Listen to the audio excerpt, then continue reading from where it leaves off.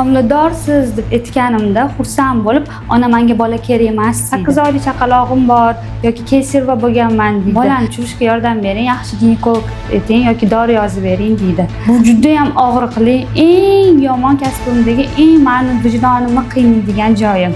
Chunki bolani yuragi uryapti. Bu birinchidan onaga zarar. Tushirgandan keyin u tozalab olish kerak bo'ladi. Oxirida u tozalanadimi yoki qolib ketadimi, keyingi homila bo'lish bo'lmasligi ham mumkin. Bilasizmi, meni kasbimdagi eng og'riqli nuqta qayerdaligini?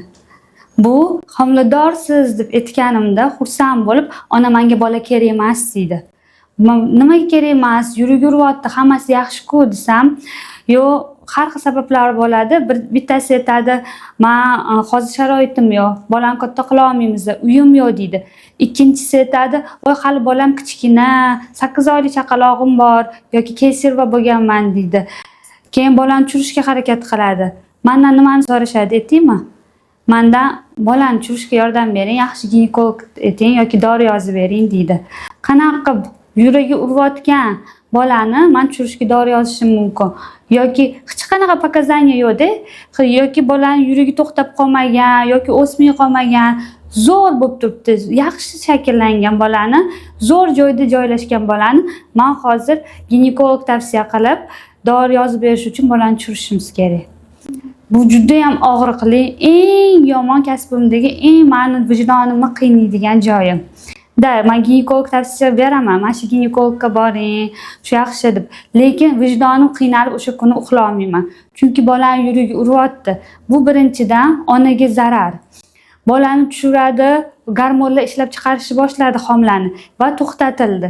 Bu уже boshqatdan perestroyka bo'ladi. Bu birinchisi. Ikkinchidan, tushirgandan keyin u tozalab olish kerak bo'ladi. Qoldiq qolib ketadi.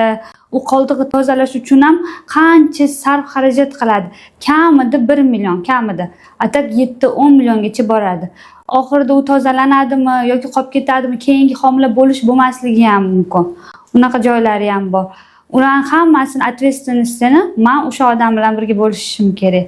Undan ko'ra deyman, yaxshisi mana sharoiting yo'qmi? Nima qilish kerak? Ginekologga borish kerak.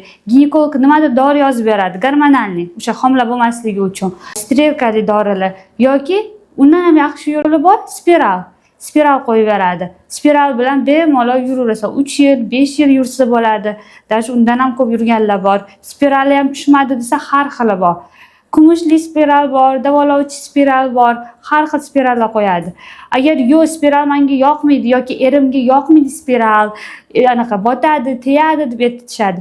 Unaqada hozir undan ham zo'r usuli chiqqan. Implano qo'lga qo'yiladi, shu bilan 3 yil, 5 yil garantiya beriladi. Shularni bittasini tanlab ginekologga vaqtida borsa, unaqa o'ziga ham gunoh, bizga ham gunoh qilmagan bo'lardi. Shu men kasbimdagi, meni vijdonimni qiynaydigan eng og'riqli nuqta men uchun. Hurmatli onajonlar, homilador bo'lib, uni olib tashlab gunohkor bo'lgandan ko'ra, agar bu farzand sizga kerak bo'lmasa, uni oldini oling. Bizning Prignomed klinikamizda kuchli mutaxassislar, akusher-ginekologlar ishlaydi. Konsultatsiyaga keling, sizga eng to'g'ri homiladan saqlanish yo'lini taklif qilishadi.